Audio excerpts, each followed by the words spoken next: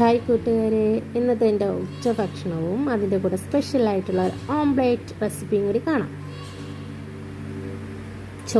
കുറച്ച് ചോറ് എടുത്തിട്ടുണ്ട്. അതിൻ്റെ കൂടെ നല്ല ഉണക്ക വാളമീൻ കറി വെച്ചത് കുറച്ചെടുക്കാം.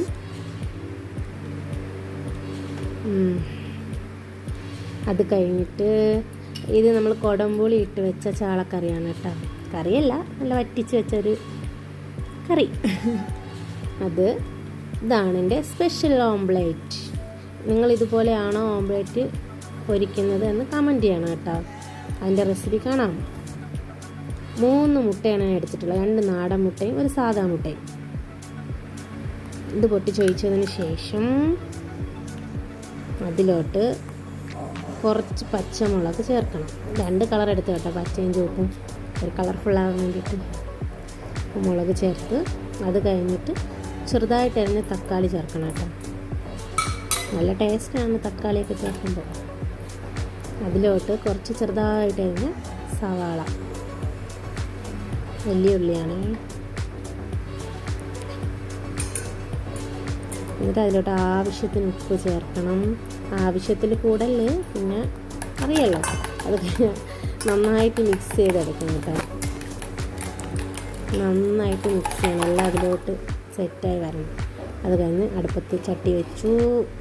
അതിലോട്ട് ചട്ടി ചൂടായതിന് ശേഷം കുറച്ച് എണ്ണ ഒഴിച്ചു, മുട്ട ഒഴിച്ചു. അതിതാ നന്നായിട്ട് ഫ്രൈ ആയി വരുന്നു. അത് കഴിഞ്ഞിട്ട് നല്ല തിരിച്ചിടുക.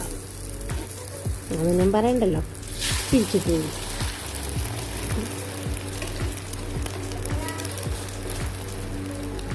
എന്നിട്ടാണ് നമ്മുടെ സ്പെഷ്യൽ ചാറ്റ് മസാല.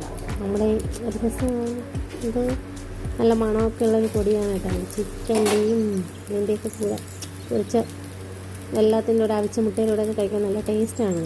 അതിട്ട് നമ്മൾ മടക്കി എടുത്ത് ഇത്രയും മുട്ടയൊന്നും ഞാൻ കഴിക്കത്തില്ല. അതിൻ്റെ പകുതിയാണ് എടുത്തത് കേട്ടോ. ഇതാണ് ഇന്നത്തെ എൻ്റെ ഉച്ചഭക്ഷണം. അപ്പോൾ നമുക്കത് കഴിച്ചാലോ. ഡെയിലി നമ്മുടെ വീട്ടിൽ എന്താണോ ഭക്ഷണം ഉള്ളത് അത് മാത്രമായിരിക്കും എൻ്റെ വീഡിയോസിൽ വരുന്നത്. സ്പെഷ്യലായിട്ട് അങ്ങനെ വല്ലതും ഉള്ളപ്പോൾ അത് പറയാം കേട്ടോ. ഡെയിലി ഉള്ള ആഹാരങ്ങളൊക്കെ ആയിരിക്കാം വീഡിയോസായിട്ട് ഞാൻ ഇടുന്നത്. സ്പെഷ്യലായിട്ടൊന്നും നമുക്ക് വീഡിയോസിന് വേണ്ടി ചെയ്യാൻ പറ്റത്തില്ലല്ലോ. എനിക്ക് പറ്റത്തില്ല. അതുകൊണ്ട് ഉള്ള ആഹാരം കൊണ്ട് തൃപ്തിപ്പെടുത്താം.